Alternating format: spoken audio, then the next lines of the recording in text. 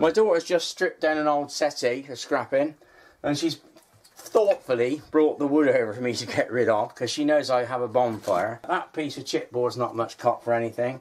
I'd probably just chop the blocks off, knock the blocks off and use them for the fire. The chipboard's not much cut, so we'll put that down out of the way.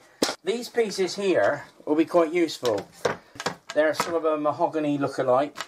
They're not mahogany, but they're something like it, and they're hardwood. Got lots of staples in and material to get off, which does take a bit of time, I admit, but it's not impossible. And these are a couple I've already done. It only took a few minutes. Oh, yeah, just knocked the camera. I nearly knocked the camera off the bench there. That's brilliant, isn't it? That's a good start, isn't it? Recycled wood and break your camera. These pieces I could spend a bit of time on and get them out, and I'll end up like that. And those would be just right for the backs of this rack I'm making for her. So she's getting rid of an old chair and swapping it for a rack for the shed, basically. This is a brilliant little tool for getting staples, wire staples and things out.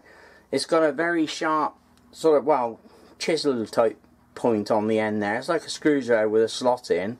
It's rather like a chisel point, and it's brilliant for getting these staples out, because you can just hook it underneath like that and pull them straight out, see, like so. Even ones where there's something stuck behind, which are awkward, you can do. You just pull it out like that. Look how easy that is. And it can be a difficult job, and if it's a bigger staple, you can just pull it out enough to get some pliers or pincers on and just pull it out that way if it's a stronger staple. It's really brilliant. It's actually called a tack lifter or tack puller, used for carpet tacks, but I find it works as well as carpet tacks.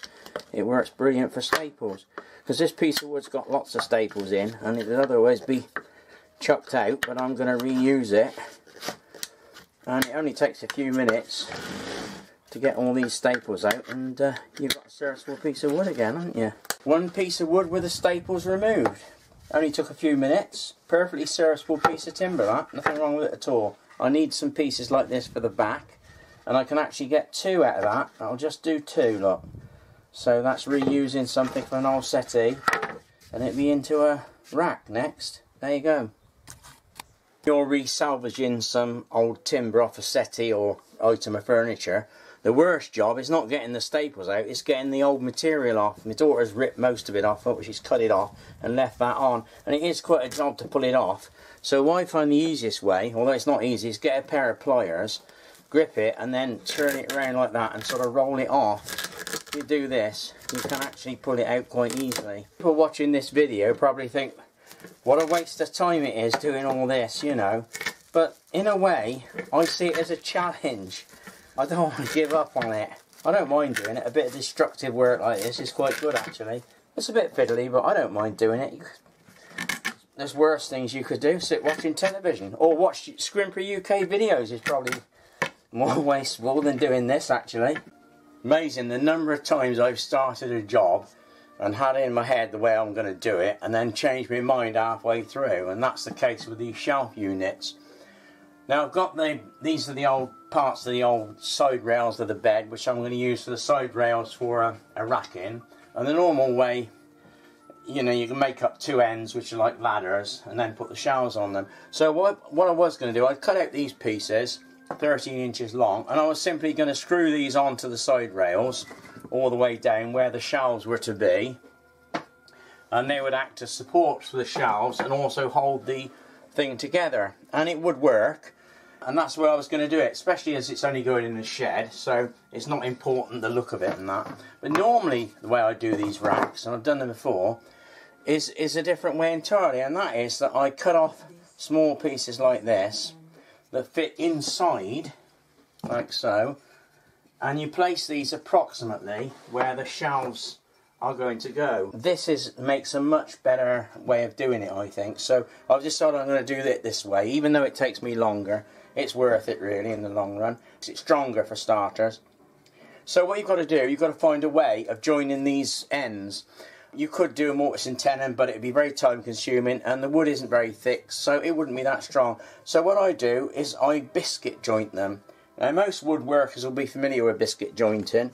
You use little wooden chips like these, which are called biscuits. They're not very tasty, and they're a bit hard actually. They're like laminations. They're a bit like plywood, I suppose. And the idea is that when you use them, when they're immersed in glue and they get damp, they swell up and tighten the job. Well, I don't like that property in the stuff I do, because for starters, if you're doing it on thin wood, this isn't especially thin, but generally speaking, if you're using it on thin wood, you might not want it to swell up because it could actually split the wood. I don't really need it to swell up and tighten the joint because they're tight enough anyway. So what I tend to do is I make my own so-called biscuits, and these are some I've got here that I've used for jobs. When I'm doing a job, I make spare ones and I just chuck them in the box so they're handy. These are all designed to be the same thickness so that they can be used as biscuits.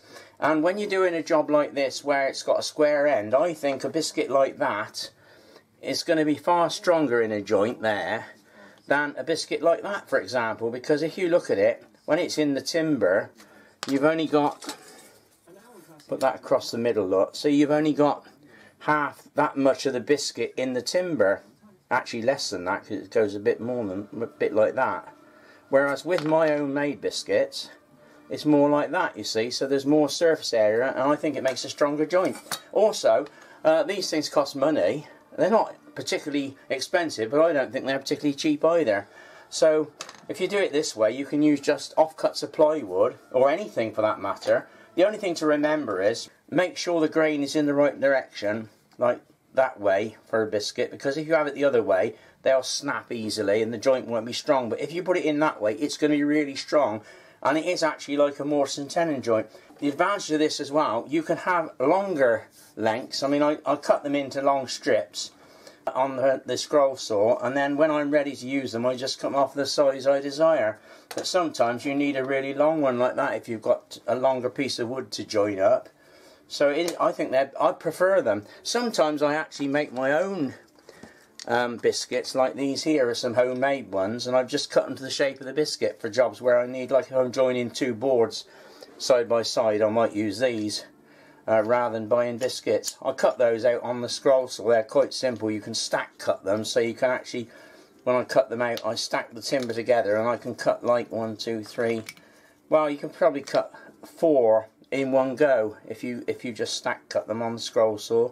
To cut the slots, again, most people will be familiar with this, but you need a slot cutter like this, simply to cut the slot in the end of the timber and in the sides of the timber to put the biscuits in. You do that with a router. You're better off if you've got it mounted in a table. It's difficult trying to do it with a hand machine. Next thing is, I'll show you myself cutting the slots on the router itself. Here are two of my router tables. This first one's a homemade table. Underneath it's got an Enu router fitted, which is a good quality machine. I've got it fitted up in this case with a combination type cutter for doing rounding off and various profiles. Generally I leave that cutter in there because I use it quite a lot. Down at the bottom here you'll notice, or you will have noticed, a homemade no bolt release switch. I made this out of parts from an old washing machine and a refrigerator. Took a relay out of a Hoover Keymatic washing machine, and the switching mechanism is a refrigerator door switch. It's perfectly safe. It's got a neon on it. Once the power is removed, then the thing will start running, and if you turn the machine back, the power comes back on. It won't run until you press the green button. I know it looks a bit Heath Robinson, but it does the job and it costs nothing to make. The other one, I shan't be using this one for this project. It's the router table I should be using today. It does the job. It's not very good quality and it's noisy. I've made a little right angle guide here, which you'll see in use in a moment. On the back of both of the routers is a dust extraction. I'm going to have to lift the camera up so you can see it. Here is the dust extraction hole, and the same on my homemade table. There's a port here where you plug it in, and what I've got a vacuum cleaner here. This is the hose end of it underneath one of the routers, and then whichever one I'm using, I just move this to machine. So as I'm using this one, I should be moving it over and fitting it on here, ready for use.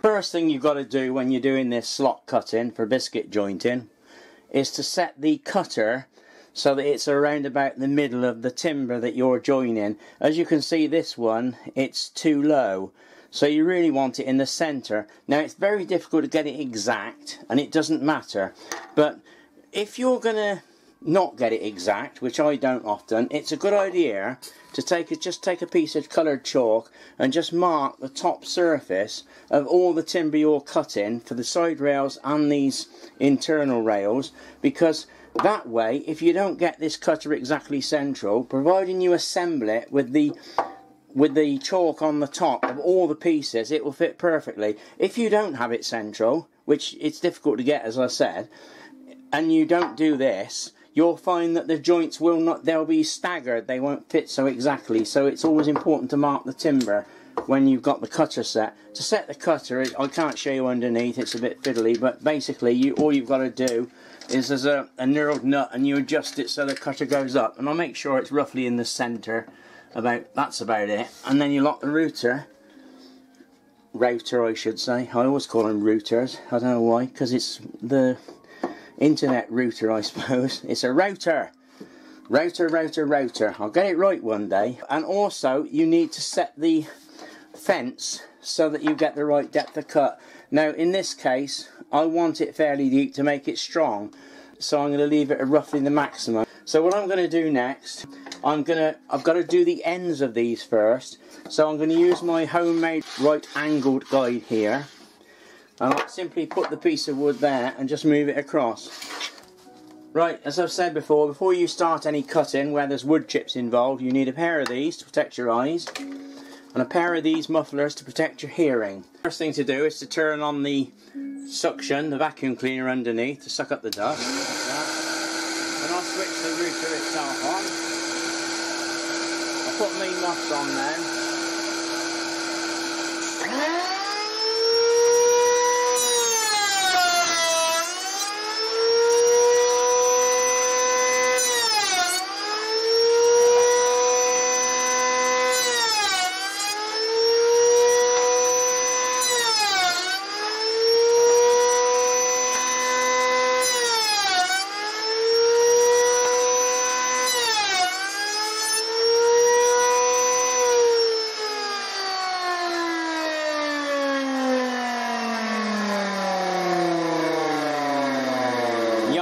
That is noisy. I didn't hear it with the earmuffs on. I think the bearings are going in that rotor, to be honest.